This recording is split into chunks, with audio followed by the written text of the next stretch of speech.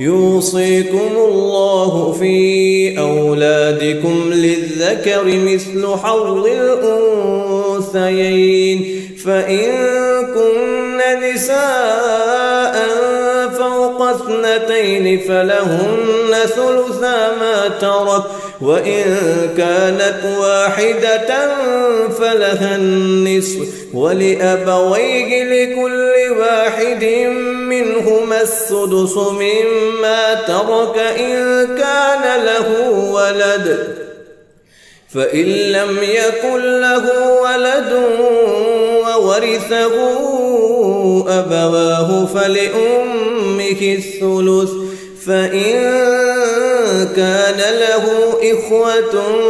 فلأمه السدس من بعد وصية يوصي بها أو دين آباؤكم وأبناؤكم لا تدرون أيهم أقرب لكم نفعا فريضة من الله إن الله كان عليما حكيما